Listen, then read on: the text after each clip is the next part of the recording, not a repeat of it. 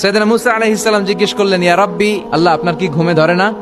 আল্লাহ বললেন, কোনো কথা বলা যাবে না, দুইটা গ্লাসের ভেতরে পানি নাও, পানি ভর্তি গ্লাস নিয়ে তুর পাহাড়ের উপরে দাঁড়াও। সাইয়েদনা মুসা আলাইহিস সালাম দাঁড়ালেন। আল্লাহরে আবার জিজ্ঞেস করলেন, আল্লাহ আমি জিজ্ঞেস করলাম কি আর আপনি করতে বললেন কি?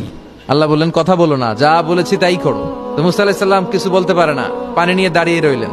মুসা আলাইহিস সালামকে আল্লাহ বললেন, তুমি দাঁড়িয়ে থাকো আর ঘুম রে, বললেন ঘুম তুই মুসারে ধর। ঘুম যে এবার সাইয়েদনা মুসা আলাইহিস সালামকে ধরেছে। উনি ঘুমের ধাক্কায় আর থাকতে পারেন না, একবার ডানে যায় আরেকবার বায়ে যায়। ঘুমের ধাক্কায় হঠাৎ করে কাত হয়ে পড়ে যায় আর গ্লাসগুলো মাটিতে পড়ে খান খান হয়ে ভেঙে যায়। আল্লাহ ডেকে বললেন, মুসা বেশি কিছু হেফাজতের তো দায়িত্ব দেই নাই, শুধু দুইটা গ্লাস হেফাজতের দায়িত্ব দিয়েছে। ঘুমের কারণে এগুলোর হেফাজত করতে পারো নাই, ভেঙে খান খান হয়ে গিয়েছে। আমি যদি তোমাদের মতো ঘুমিয়ে যেতাম তাহলে পৃথিবীর সাথে সূর্য লেগে, সূর্যের সাথে চন্দ্র লেগে গোটা মহাবিশ্বটা এভাবে গ্লাসের টুকরার মতো খান খান হয়ে যেত রে মুসা। এজন্য লা তাখুযুহু সিনাতু ওয়ালা নাওম, আমার ঘুমেও ধরে না, ঘুমের আগে যে তন্দ্রা আসে ওইটাও ধরে না।